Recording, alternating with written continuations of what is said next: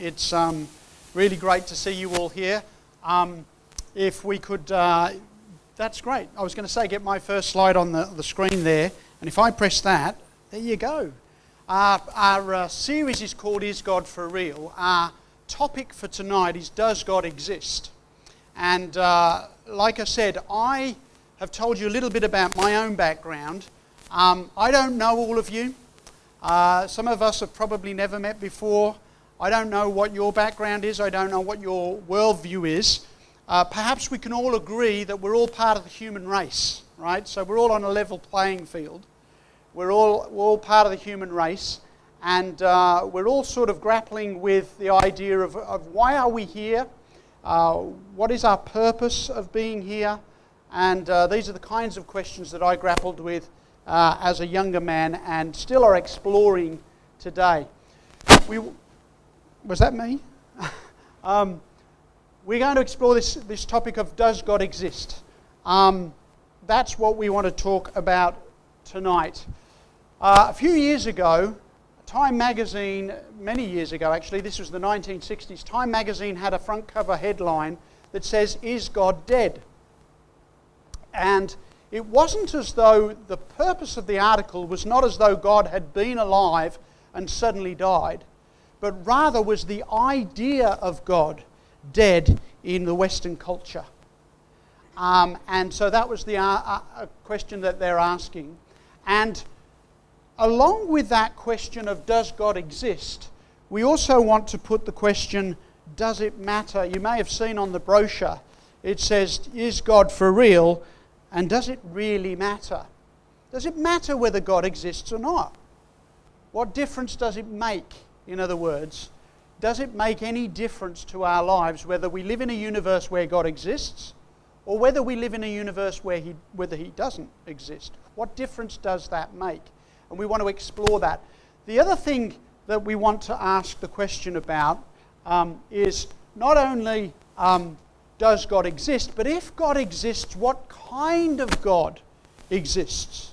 Because you may be aware that there are all sorts of different pictures of God across the globe and through the history of the world. There have been lots of different pictures of God. And so we want to ask the question, does God exist? But also, if the answer to that question is yes, then what kind of God is it that exists? Because one of the questions that we're going to address, it's actually question number 4 in the series, and I think that we are addressing this next Friday night, and it's the number 1 question, which is why is there so much suffering? Both believers and unbelievers alike ask that question. And so we're going to tackle that question because for some people they might say, well, okay, God does exist, but He's a cruel God. Or they might say, well, yes, God exists, but He's an indifferent God. He doesn't care about you and me. And so there are different views of what God is like. So we're going to ask the question, does God exist? On the screen there you've got 3 terms, atheist, agnostic and theist. An atheist is someone who does not believe in God. And I called myself an atheist up until the age of 25. From about 14 to 25, I remember saying to somebody I was an atheist when I was 14. I don't know if I had those beliefs before that. I can't remember where I was on the scale of things before 14, but certainly from 14 through 25, I would tell people that I was an atheist. And that is someone who does not believe there's a God, doesn't believe that it's necessary for there to be a God. It's an atheist, just like, during the pandemic we had people who were asymptomatic. That means without symptoms. So atheist is without God. Agnostic is the second term. My dad was an agnostic. An agnostic, the Gnostics were people who believed that they had secret knowledge. So an agnostic was without knowledge. So an agnostic doesn't know if there's a God or not. It's just, I don't know. I haven't got enough information. And then, of course, there's a theist. A theist does believe in God. And I've probably laid claim to all 3 of those words at some point in my life. I was definitely an atheist. I probably at times was an agnostic, but I'm definitely a theist today, and we'll talk a little bit about why that is. So one of the questions, we're going to look at some lines of evidence in regards to this question of does God exist. Sometimes people will talk about proof. They'll say, well, prove to me that God does exist. Or somebody might say, well, prove to me that God doesn't exist. And it's very hard to prove either one of those things. But what we can look at is lines of evidence. And one of the lines of evidence we're going to look at tonight is the idea of origins. That is, where do we come from? Where did I come from? Perhaps you have asked this question as a child. Most children ask this question at some point. Where did I come from? You know, in the introduction, Daniela asked me, who am I, where I came from, and I told you that I was born and raised in the UK. And I could tell you that I had parents that both were born in Birmingham and they gave rise to me, and they had parents, which were my grandparents, and you wouldn't find that particularly remarkable. The very fact that I'm standing here requires that I had parents and grandparents and so on and so on and so on, but how far back? In other words, at what point is there not a human being in my story? Because one of the things that we have learned in this idea of, well, let me tell you a little story. There was a young boy, he was about 9 years of age, and he had been given an assignment at school, and the assignment was, go and write a story, your story, about where you came from. Where did you come from? And so he goes into the kitchen, and he asks Mum and says, hey Mum, where did I come from? And Mum says, well, the stork brought you. And he thought, well, that's not very helpful. So then he goes into the lounge room where Grandma is knitting, and he says to Grandma, Grandma, where did Mum come from? And Grandma says, well, the stork brought her. Well, Grandma, where did you come from? And she says, well, the stork brought me too. And he goes to his room and he starts writing an essay and saying, there hasn't been a normal birth in my family for 3 generations. Because you can't fool the kids. But the idea of where we come from is an important question, because what we have learned from studying biology is that life produces life. That is to say, we have never observed that life has come from non-living matter. Now, I used to believe this, and many people today believe the idea that life comes from non-living matter, right? The idea of evolution, that life comes from, that there was something that wasn't alive, and at some point in time it became alive and gave rise to all of life. But what we observe and what we have researched in the last 200 years, and particularly in the last century, is that life comes from life. Even today, when they are doing genetic experiments and genetic modification, they are working with stem cells that have come from life.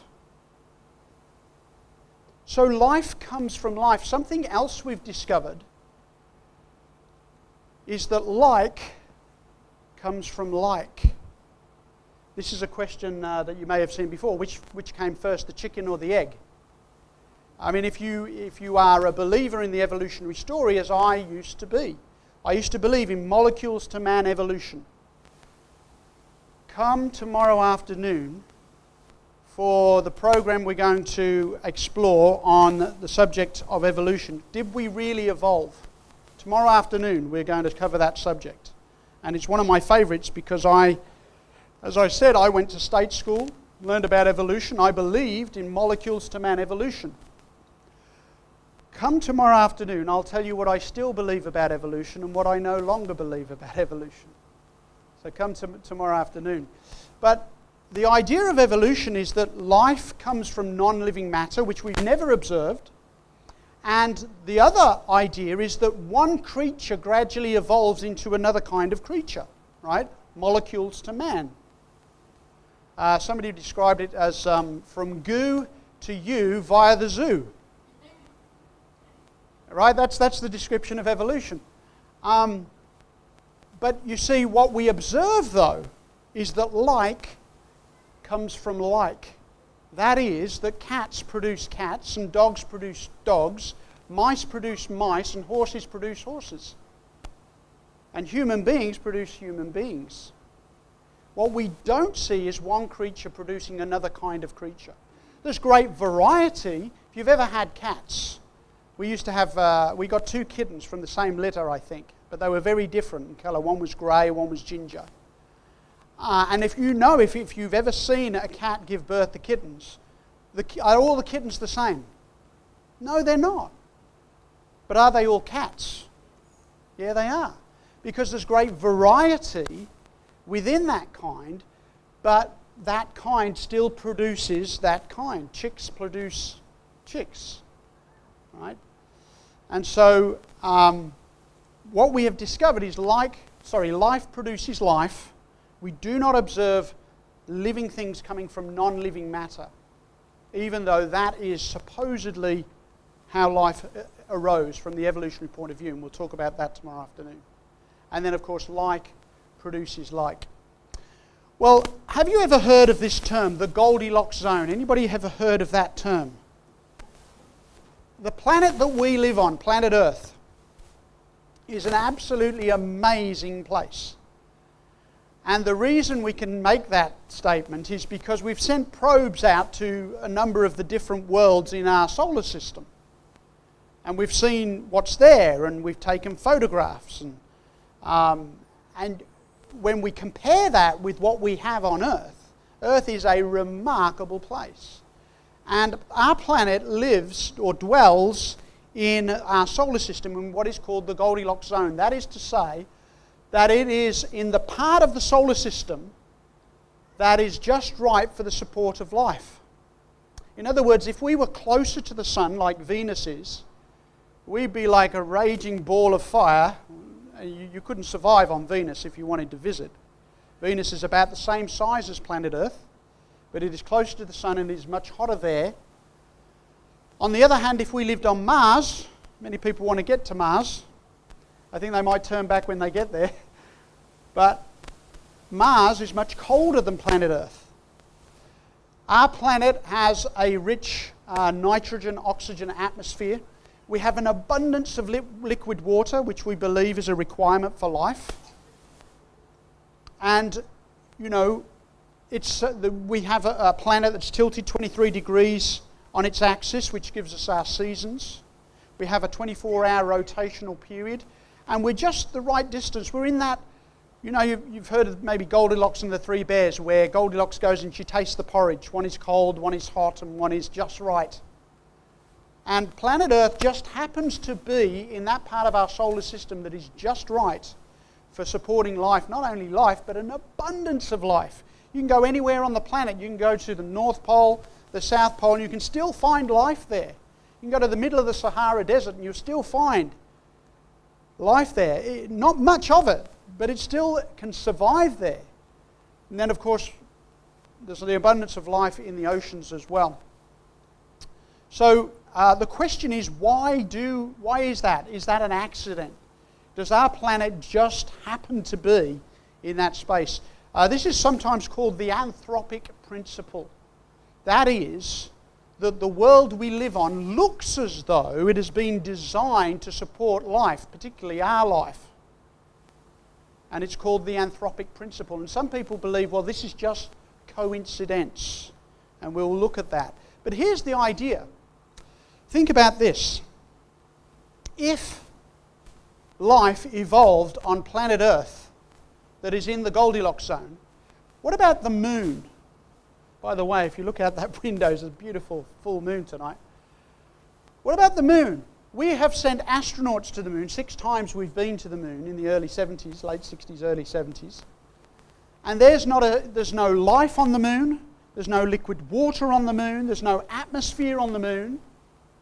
It is very different to planet Earth, but it's supposed to have evolved around the same time, in around the same place, from around the same materials, Why is there an abundance of life here but no life on the moon? If evolution is true. Perhaps the moon was designed for a different purpose. You see, I believe that we can recognize design when we see it. So for instance, here on the left you have a typical Rocky Mountain range, and on the right hand side, anybody know what that place is called? Mount Rushmore.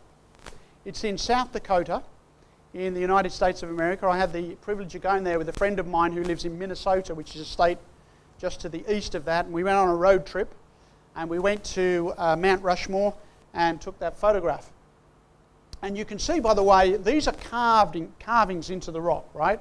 You can look at the trees, look at the pine trees beneath it, and you can see how big those heads have been carved. Did you know it was the chief architect was Goodson Borglum, and it was completed in 1941. 95% of the carving was done by dynamite. They would drill a hole, put in the dynamite, and blow off just the right amount of rock. I mean, can you imagine if you blew the guy's nose off or something? You know, that would be a bit, embarrassing, and you wouldn't want to make that mistake.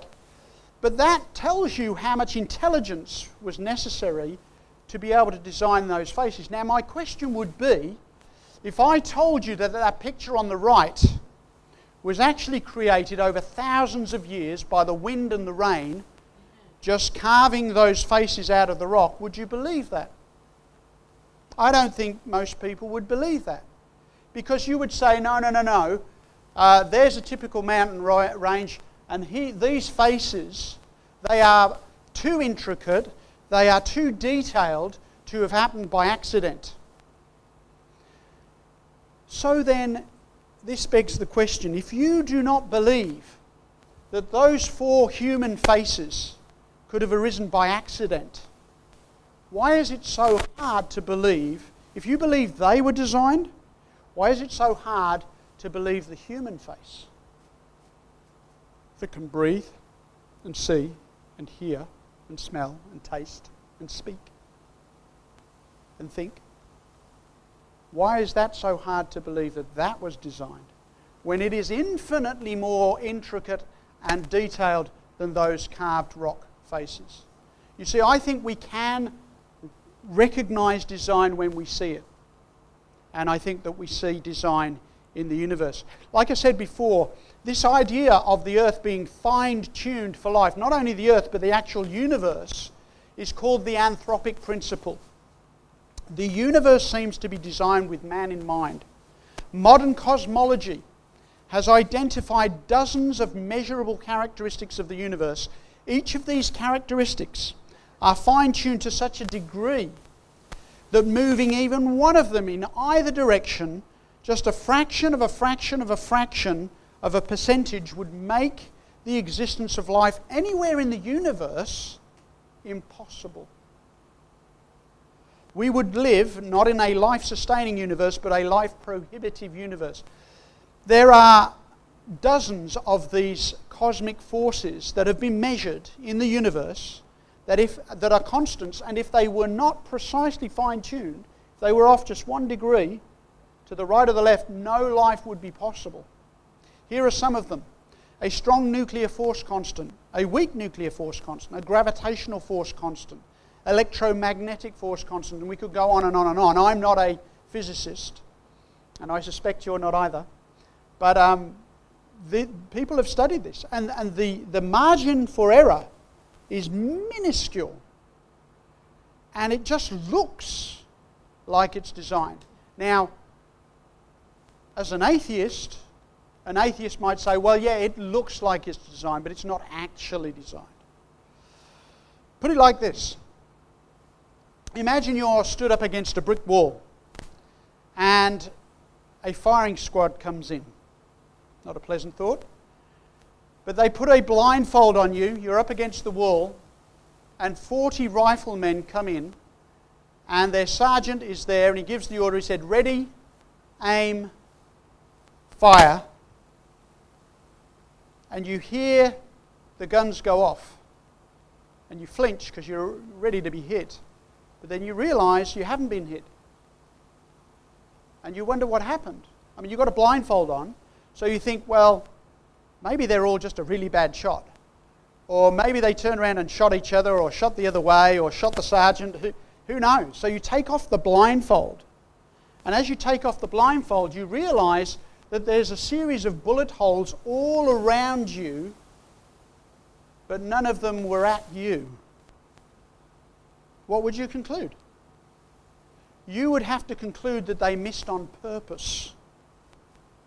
And this is the idea of the anthropic principle, because all of those cosmological constants, if they're out by a fraction, then you cop the bullet. And it's game over for life. And so this is one way of understanding the anthropic principle, the fine-tunedness of the universe. Sir Fred Hoyle was a British astronomer. He said this: a common sense interpretation of the facts suggests that a super intellect has monkeyed with physics as well as with chemistry and biology, and that there are no blind forces worth speaking about in nature. The numbers one calculates from the facts seem to me so overwhelming as to put this conclusion almost beyond question. He's saying somebody has been tinkering with physics and chemistry and biology. This did not happen by accident. That's what he's saying. You ever seen the ABC TV show Catalyst? It's a science show that's sometimes on ABC. They had an episode in 2013 about the anthropic principle. And they asked the question, why do we live in such a finely tuned universe? And they invited a number of guests on the show, and they interviewed some prominent scientists. And one of them said, we just do. That's just the way it is. And you know that that's not a satisfactory answer, because then they next moved on to another scientist for another explanation. Because if that was a good enough explanation, that would be the end of the show. Hey, we just do. That's the reason. Anyway, next, what's on next? But no, they moved on to another scientist and they asked him the question. And his answer was interesting. This is what his answer was. The multiverse. Anybody heard of the multiverse? Sometimes there are Marvel movies about the multiverse and stuff, right? The multiverse. Well, do you know what the multiverse is? That the idea that because our world and our universe seems so fine-tuned, and if that happened by accident, well, if this one happened by accident, well, maybe there are plenty of other universes that also happened by accident. They don't have life, but if you have an infinite number of universes, maybe very few of them would have life, but there'd be some because you have an infinite number. And we just happen to live in one of those universes where life exists. The challenge for the multiverse theory is that we don't have a skerrick of evidence that there is any other universe other than our own. We don't have evidence for other universes. We're trying to explain the one we're living in, but we don't have any evidence at all. We're actually reaching outside of our own universe for an explanation to try and explain this one without design. So they interviewed that guy, and then they said, well, then they moved on to somebody else. So you can see that these aren't compelling arguments, because if they were, they wouldn't need to move to the next scientist. Here's another one. A scientist actually said this: we are really only a virtual reality program. In other words, we don't actually exist. And I thought, well, if somebody comes and smacks me in the face, I'm going to know they exist, right? I mean, people get into fights. They know they exist. But the idea was that Elon Musk actually raised this a few years ago, where he said, virtual reality, you have the virtual reality goggles, and there's lots of really sophisticated gaming that has been developed, to the point where you can hardly discern the difference between the game and reality, right? I mean, it looks really real, right? I mean, even if you go back to Jurassic Park, when that came out in 1993, you go and watch that, the dinosaurs look real, but they're not there. I don't want to shatter your illusions, but they're not there. It's just a film. But we can create things that look and feel real, right? And Elon Musk was saying, what happens when we get to the point when you cannot discern between reality and the virtual reality? And how do we know that we're not actually a virtual reality program? That was the idea. And so this is what somebody was asking. And then, of course, here's another one. This was an award-winning scientist. This was a fourth opinion. Our descendants in the distant future travelled back in time and tinkered with the laws of physics at the Big Bang. The challenge is, how do you get to the distant future in the first place in order to go back and tinker with the chemistry that's needed to create life in the first place? And what fascinated me about this show was they were happy to field all of these four different opinions of why we live in a finely tuned universe. But the one they never posited, or they didn't interview anybody about, was maybe we live in a fine-tuned universe because somebody fine-tuned it. They couldn't have that one. What's interesting about the virtual reality thing is that hints that actually there is a designed program, right? But somebody must have designed that. If we are actually living in a virtual reality program, then somebody designed that, right? And it hints at a designer. But we're not a virtual reality program. We are a reality. This is real life. And I think all the evidence points to a designer. And that's the design argument. In the Daily Mail, which is a British newspaper, in 2009, here's the headline: "Why we are born to believe in God. It's wired into the brain," says psychologists. "Humans are programmed to believe in God because it gives them a better chance of survival," researchers claim.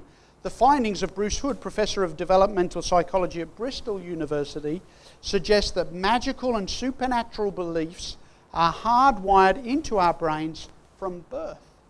That is interesting. Why is it that the majority of the people on the globe today, and the majority of people throughout the history of the world, have believed in some supernatural being? That's the truth of it. There are people who are atheists. I used to be one of them. But the vast majority of people alive today believe in some kind of God. And throughout the history of humanity, that has been the case. Why is that? Maybe we're hardwired to believe in something. Freeman Dyson was an award-winning physicist. He said this: "The more I examine the universe and the details of its architecture, the more evidence I find that the universe, in some sense, must have known we were coming." Well, if for the universe to know we were coming, there would have had to be an intelligence there, right? A plan to create a space. You know, if you've ever been a parent, I know you've all been children, but maybe some of you have been parents, and when you are expecting, you prepare a place for the baby, don't you? You know, you prepare a room, or you prepare a crib or something. You make preparations because there's a baby coming. And what this physicist is really saying is that somebody knew we were coming and made preparations, made a home for humanity. And that's what he is concluding from his physics and mathematics background. And what's interesting about this statement from Freeman Dyson, it is very like, he made that statement in 1979, by the way, it is very like a verse you find in the Old Testament of the Bible. This is 2,800 years old, this statement. "For thus says the Lord God that created the heavens, God himself that formed the earth and made it, he established it, he created it not in vain, he formed it to be inhabited. I am the Lord and there is none else." 2,800 years ago, a prophet writes down what he believes to be the words of God, who is saying, "I formed the earth to be inhabited by people." And that's what that physicist is telling us in 1979. Well, sometimes people change their mind. I did. I used to be an atheist, and I changed my mind about this subject. And another person who did is a man by the name of Anthony Flew. He was a prominent voice for atheism in the UK. He was a British atheist. And you'll notice his book, it says, "There is no God." Oh no, scrub that out. "There is a God. How the world's most notorious atheist changed his mind." I want you to read what he said in his book. He talks about DNA evidence. Because back in 1859, when Darwin wrote his book Origin of Species, or when he published it, Darwin didn't know about DNA. He didn't know really what the cell, the human cell, every human cell in your body, he did not know what that contained. He didn't have the apparatus or the knowledge to understand that. That's been developed since Darwin. But now we have discovered so many things about DNA. And Anthony Flew said this, he was a British philosopher, he said, "What I think the DNA material has done is shown us, by the almost unbelievable complexity of the arrangements which are needed to produce life, that intelligence must have been involved in getting these extraordinarily diverse elements to work together. As they have appeared with more powerful microscopes into the human cell, they found that there's whole machines, this whole world of activity that's going on in there. I don't know if I did that, and I apologise if I shocked you there. But there's a whole world, there's a whole universe going on in there, in the cell. Machines, biological machines, involved in processes to help the cell survive and thrive. And he goes on to say, it says, it's become inordinately difficult even to begin to think about constructing a naturalistic theory of evolution of that first reproducing organism.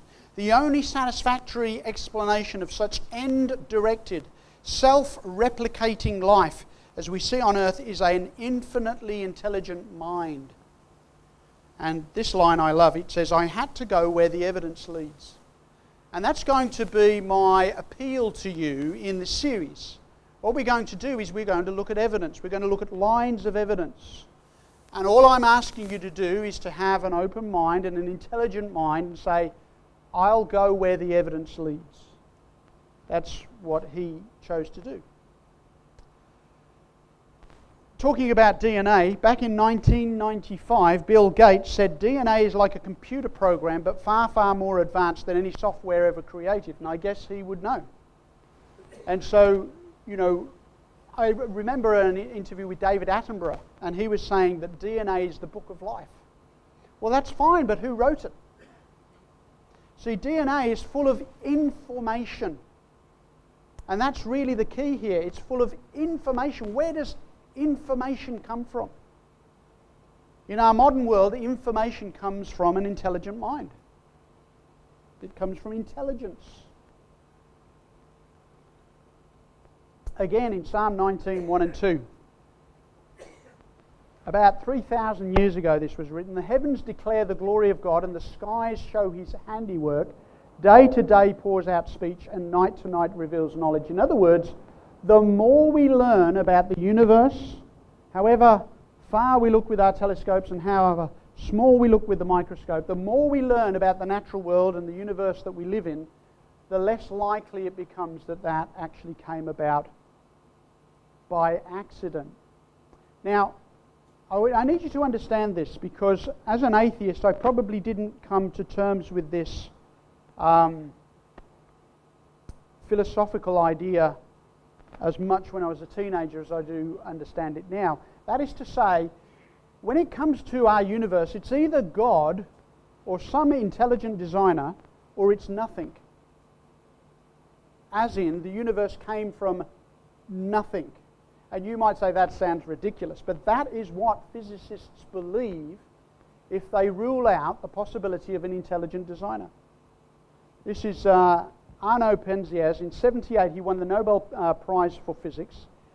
He says this: astronomy leads us to a unique event, a universe created out of nothing. One with the very delicate balance needed to provide exactly the conditions required to permit life, and one which has an underlying, one might say, supernatural plan. Interesting. But he says it comes from nothing. and picking up on this idea, Stephen Hawking, you may remember the fellow from Cambridge who was in a wheelchair, a brilliant scientist, but sadly died some years ago.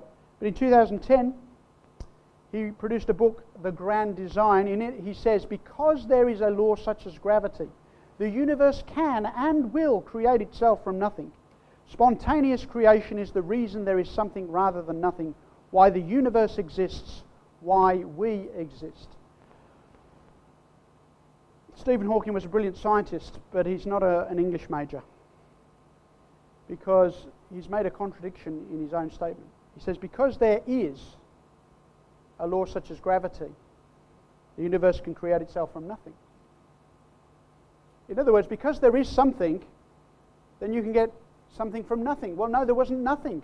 He's trying to say there was something, and then a universe came from it, and then he's saying it actually came from nothing. You can't have it both ways. There was either something or there was nothing. Lawrence Krauss says this, when we apply quantum mechanics to gravity, the truly remarkable thing is that even space itself can be created from nothing by quantum mechanical effects. But they don't have nothing. And I don't know if you ever saw Richard Dawkins was on Q&A on ABC a few years ago, 2012. And he made this statement and the audience was laughing at him because he said, of course it's counterintuitive that you can get something from nothing. Of course common sense doesn't allow you to get something from nothing. That's why it's interesting. It's got to be interesting to give rise to the universe at all. Something pretty mysterious had to give rise to the origin of the universe. And he believes it was nothing. You see, however far back you go, you have to deal with eternity past. What was there before the Big Bang? What was there a week before the Big Bang or a month before? Well, they say, well, there was no time back then. Time was invented then as well. So our options are either God created the universe or nothing did. And, well, what do you get from nothing? Not much. Not much. Darwin published The Origin of Species in 1959. But I want you to know that Darwin had doubts about his own theory. Most people aren't taught this or maybe don't know this. This was in a letter that he wrote to a friend in 1881. He says, the horrid doubt always arises whether the convictions of man's mind, which have been developed from the minds of lower animals, that's what he believes, are of any value or at all trustworthy. Would anyone trust the convictions of a monkey's mind? If there are any convictions in such a mind? I mean, if we are nothing more than highly developed apes, right? If that's all we are, why do we take each other seriously at all? I mean, why do we bother to educate? If we're just animals, what difference does it make? You see, Darwin understood that the universe itself needed to be intelligible and we need to be able to rationally evaluate it with the minds that we have. And those minds aren't just some biological accident. Professor Paul Davis said, science is based on the assumption that the universe is thoroughly rational and logical at every level. Atheists claim that the laws of nature exist reasonlessly and that the universe is ultimately absurd. As a scientist, I find this hard to accept. There must be an unchanging rational ground in which the logical, orderly nature of the universe is rooted. And we'll talk about this again tomorrow afternoon when we talk about evolution and creation and did we really evolve? Because the fathers of modern science believed in God. All the major scientists were founded by people who did believe in God, and they explored the world and they explored the universe on the basis that they believed that it was put together by an intelligent being.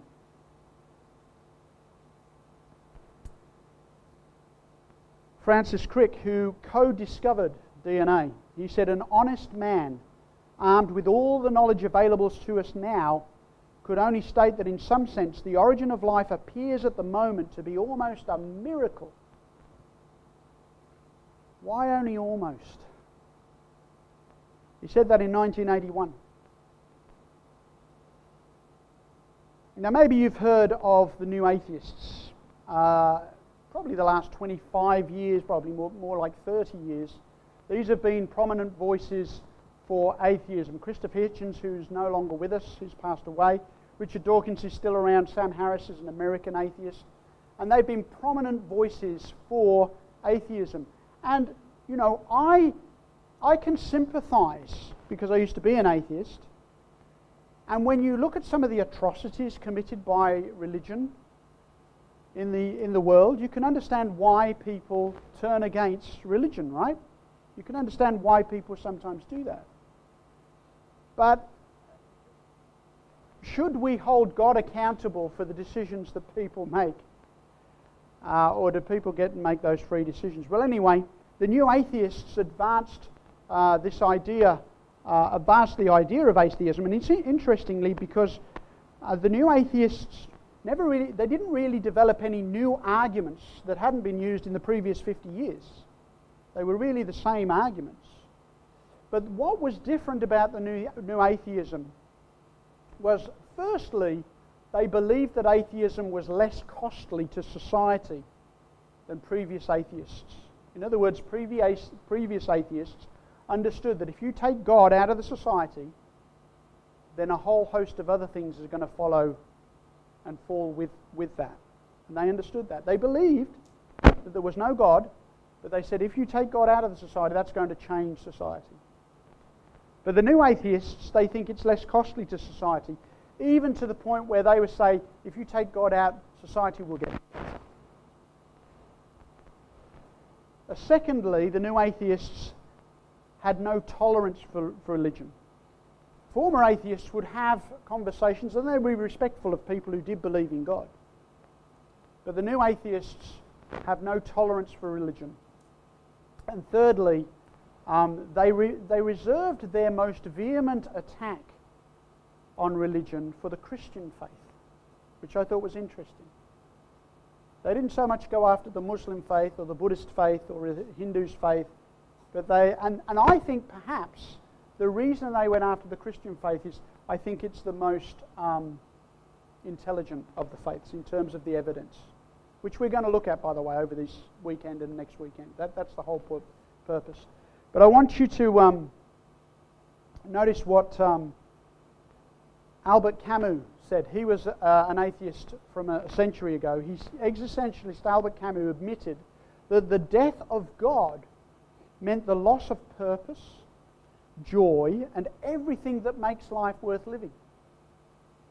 Well, why is that? What difference does that make? Because if you take... Okay?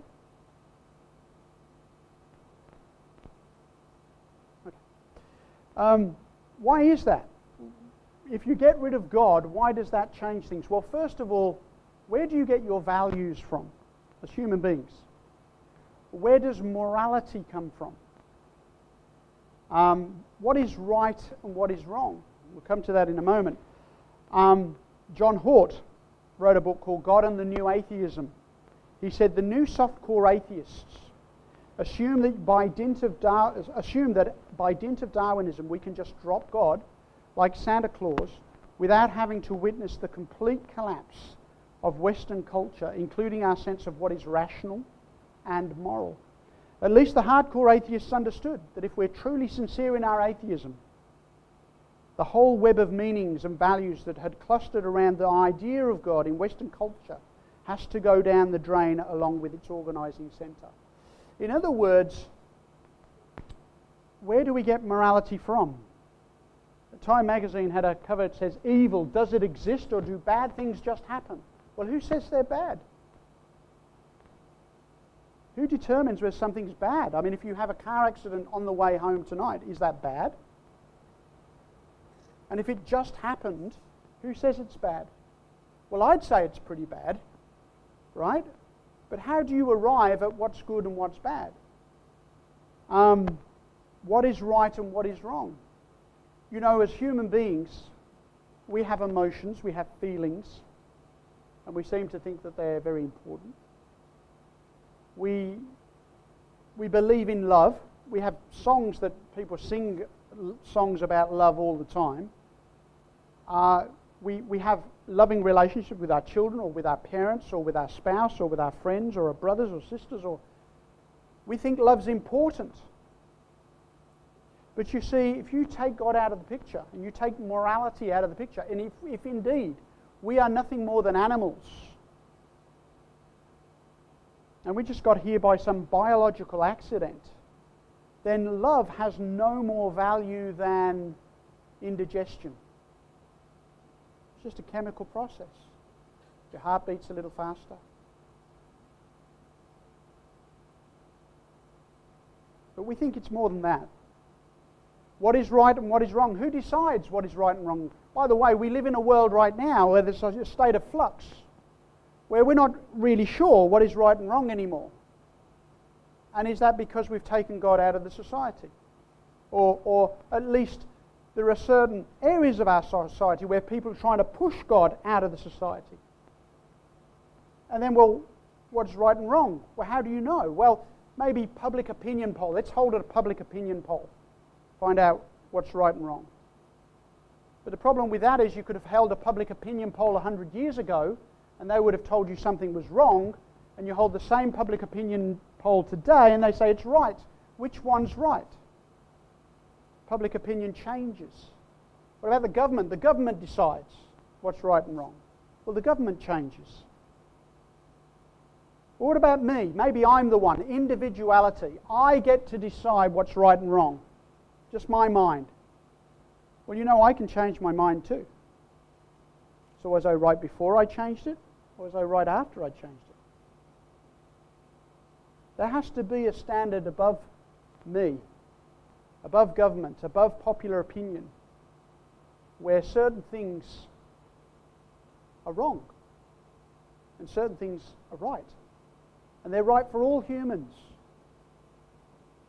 Oh, I'll come to this story. No moral compass. This was the headline in an ABC news story a few years ago.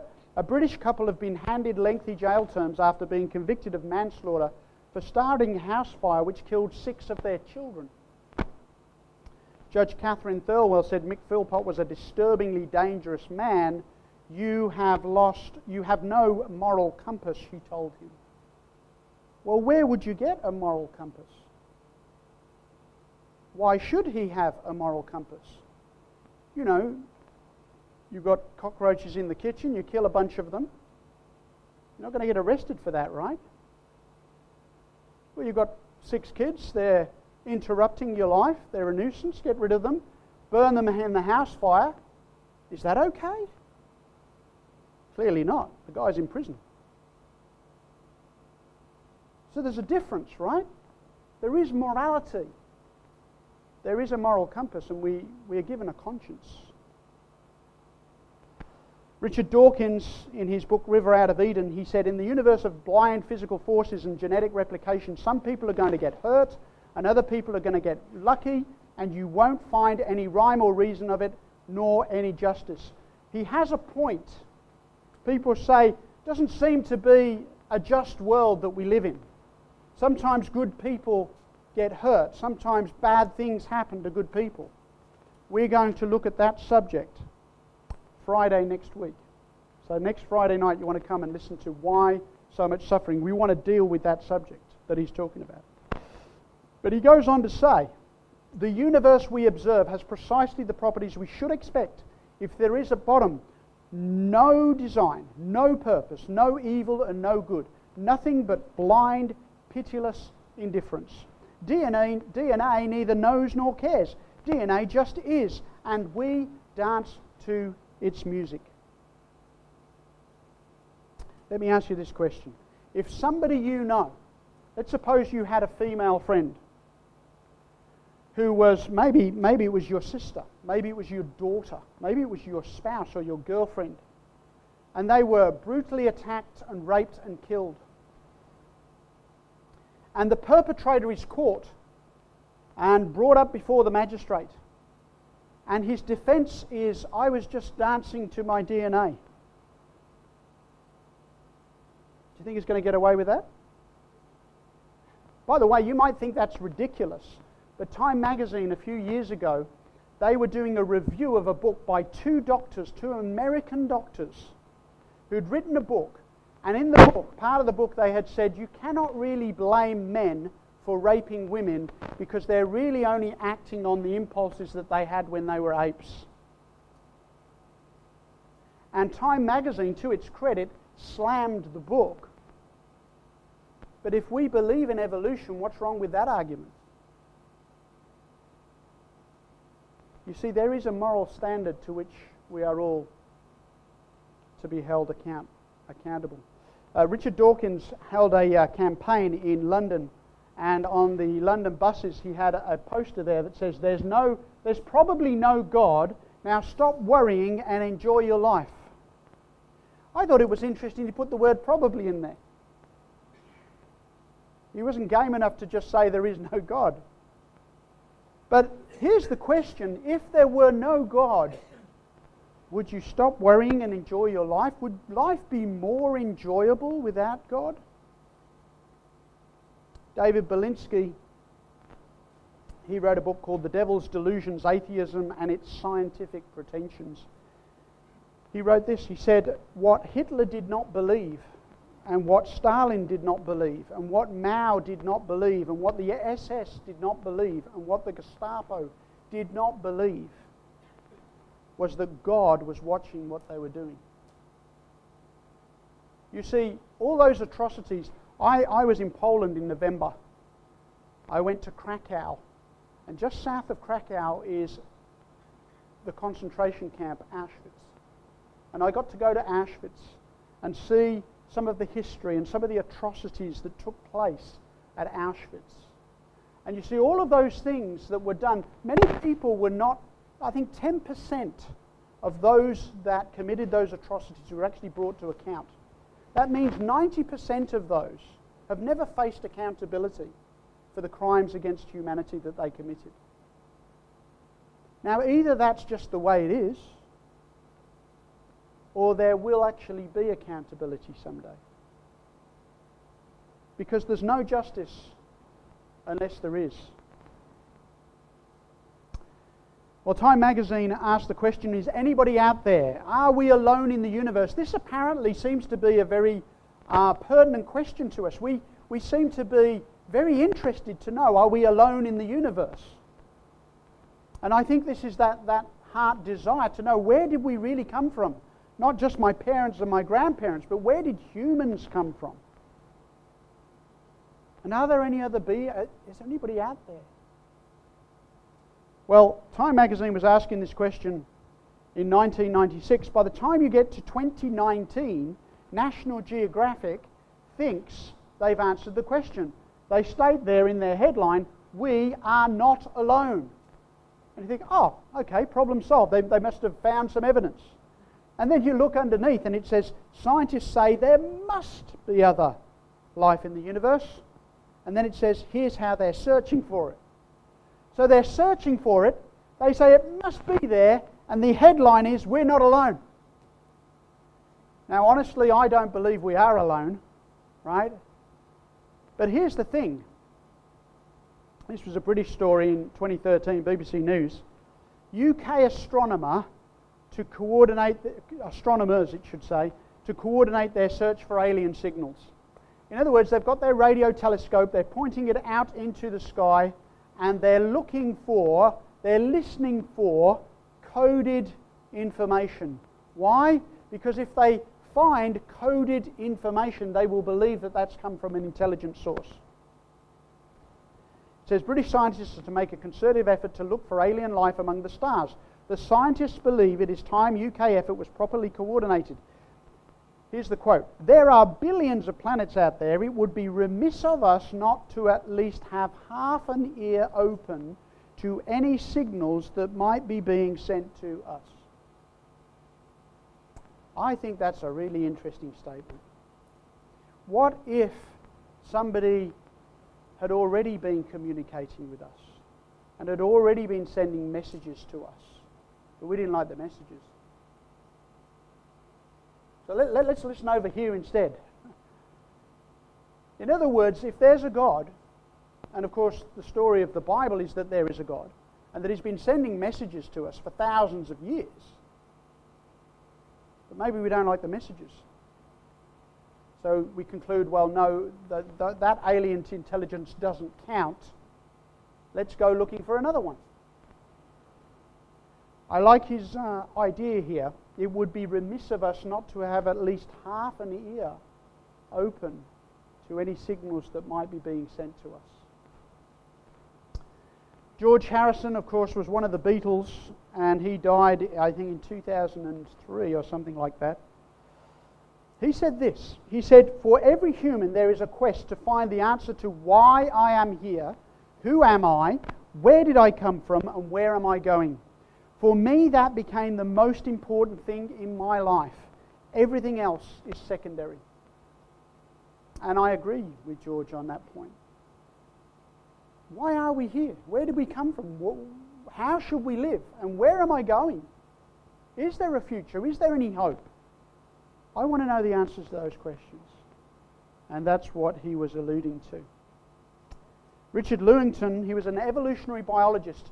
And I want you to understand here, he understands something about the battle between the idea that nothing created the universe or that some intelligence created the universe. He says, we take the side of science in spite of the patent absurdity of some of its constructs, in spite of its failure to fulfill many of its extravagant promises of health and life, in spite of the tolerance of scientific community for unsubstantiated just-so stories, because we have a prior commitment, a commitment to materialism. Moreover, that materialism is absolute, for we cannot allow a divine foot in the door. In other words, there are some people who are so committed to their atheism that even if the evidence points in a different direction, they will stay with it because they cannot allow a divine foot in the door. There's something more than the evidence going on here. Alistair McGrath, he used to lecture at Oxford. He was a mathematician, and he was an atheist who became a believer in God. Now, he's a professor at Oxford at the same time that Richard Dawkins was a professor at Oxford. Richard Dawkins wrote a book called The God Delusion. Alistair McGrath wrote a book called The Dawkins Delusion. Can you imagine staff meetings at Oxford? That would have been interesting. But Alistair McGrath says, although I was passionately and totally persuaded of the truth of atheism as a young man, I subsequently found myself persuaded that Christianity was a much more interesting and intellectually exciting worldview than atheism. And so that's where I guess I agree with Alistair McGrath. That's where I came from. I was an atheist. I'm now a believer, based not only on the evidence, but on a number of other lines of evidence that we will discuss throughout this series. You ever seen that program, Who Do You Think You Are? Where people go back into their ancestry and try and discover where great-grandma came from? It seems to be very important to us. How did I get here and who am I? And I think the idea of whether we came from God or animals is also very important for us to understand. How much do we really know? We have to be quite humble in regards to this whole topic because we know so little. Somebody who does meetings of this kind, does some presentations like this, he went over to Hungary at the time when the Iron Curtain had just fallen. So the early 90s, he went into Hungary and he was invited to speak at a university. And the university had formerly been very atheist because they were communist and very atheist.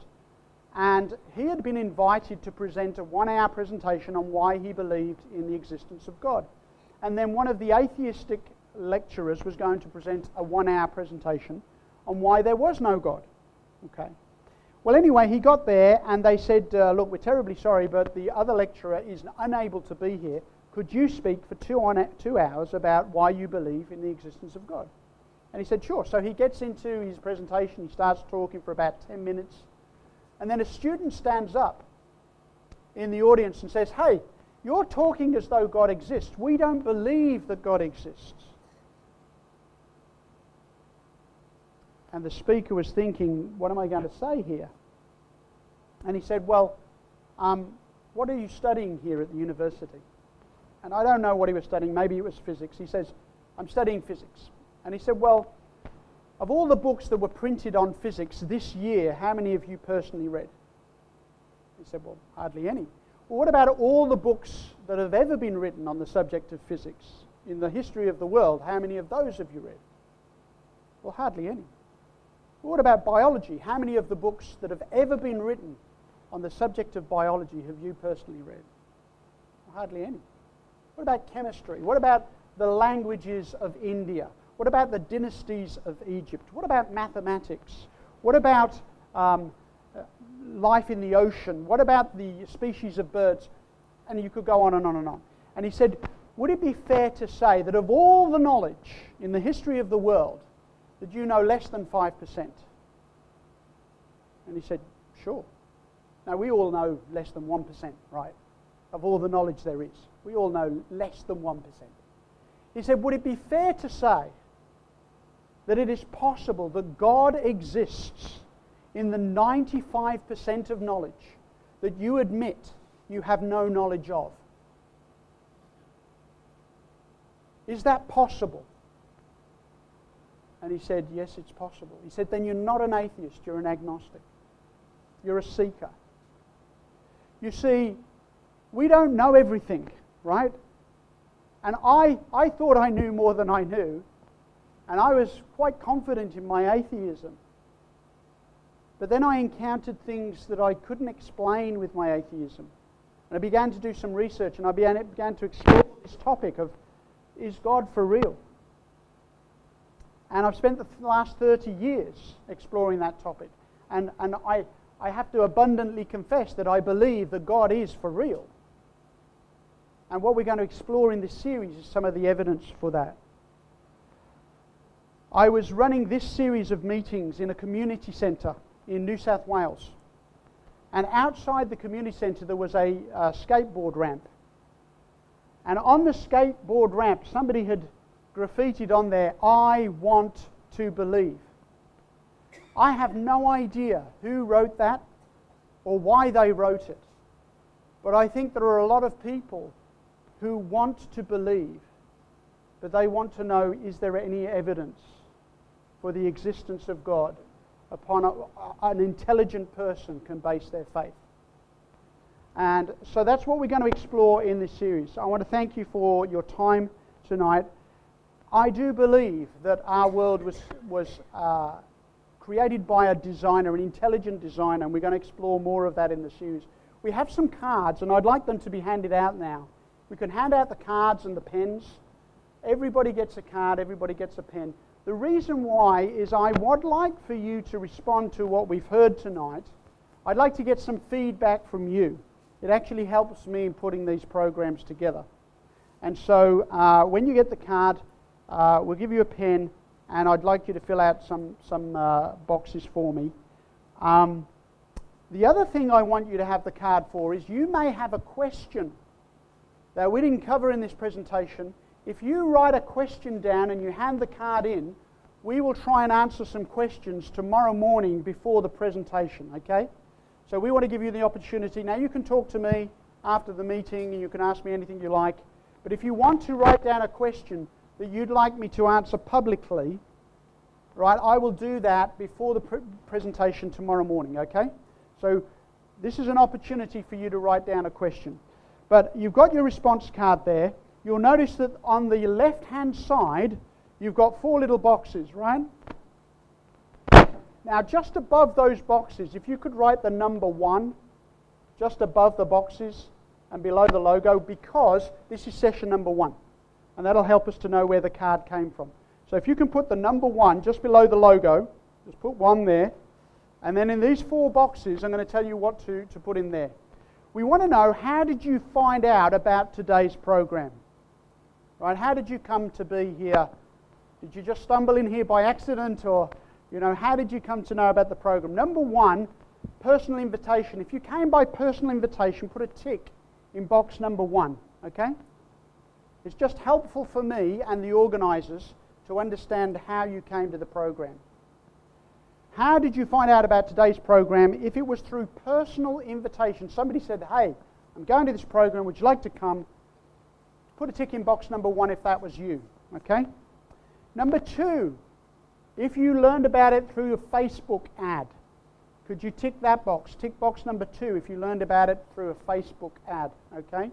Now you can tick more than one box, okay? If you had a personal invitation and you saw the Facebook ad, well, that's great, you can tick both those. Number 3, radio advertising.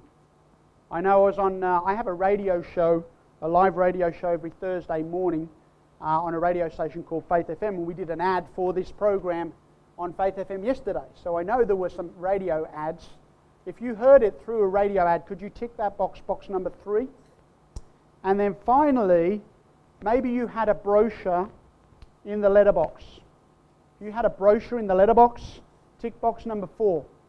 We just want to know how you found out about this program. It's going to be helpful for us when we run the next one. Okay? Fill that out. If you want to put a name or a contact number on there, please do that. We're going to have some resources. We're going to have some notes available for each session. We will make notes for this session available tomorrow. So don't miss tomorrow's session. I'd rather they were handed out tomorrow. But if you have a question that you'd like me answered tomorrow, put that on the card. Please hand the cards in when you're done. If we could have a couple of people in the aisles just to collect the cards when people have handed them in, that would be great. Fill them out and we will collect them as you have finished. I'm going to just tell you briefly about tomorrow's meeting. Okay, tomorrow we're going to be right here, I think, at 11 a.m. Is that right? 11 o'clock tomorrow, we'll be right here, and we're going to ask the question, is there anything we can trust? We're going to be talking about the book that we know as the Christian Bible. Some people say, well, you can't trust that book. It's obviously outdated. I mean, obviously, you know, it talks about creation and all of that stuff. I want you to come tomorrow. We're going to examine that book. We're going to take a look at that book tomorrow. Is there anything we can trust? Okay? We live in a world where it's becoming more and more difficult to know what is true and what is not. Right? Even in our commercial news, right? If you watch Channel 7 News or Channel 9 News or ABC News, the news has to be entertaining, right, for you to watch. Otherwise, you're going to watch the other channel.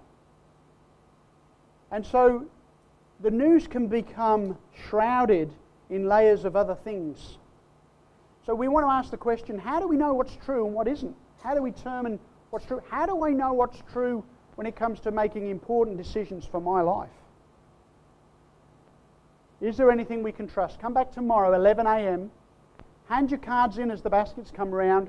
If you've got a question, put it down there. I'd love to get your questions. I'm going to be in the other room. I'm going to get a glass of water. If you want to come and talk to me, you're allowed to do that. If you want to ask me questions, that's fine. Otherwise, I will see you at 11 a.m. tomorrow. And other than that, I'm going to leave you in the capable hands of Daniela if you want to wrap up the meeting. Thanks for listening and thanks for coming. Thank you very much, Pastor Peter. That was lovely and informative and just blew out of mind. Tomorrow morning we have a continuation, 11 o'clock. Those of you who are interested for group Bible studies, 10 o'clock, you're welcome, because there will be 6 classes, including all children classes. So you are welcome at 10 o'clock, but 11 o'clock, Pastor Peter will continue with his second presentations, which you can find all of them in this brochure on the way outside. I wish you a good night, and God's willing, we will see you tomorrow morning. Before we go, can I share a word of prayer with you? Let's bow our heads. Father God, tonight we are just amazed how some people believe in you, some people not. But we are here to learn more about your existence, about your love, about all goodness what we receive in our lives so far. Thank you that you are touching our hearts and our minds to think, where are you, God? We know where you are, but we want to know more, to share with others who are still struggling and doubting about your existence. I pray that you will bless us on our way home and keep us safe. Maybe have good rest this night, and tomorrow morning come back.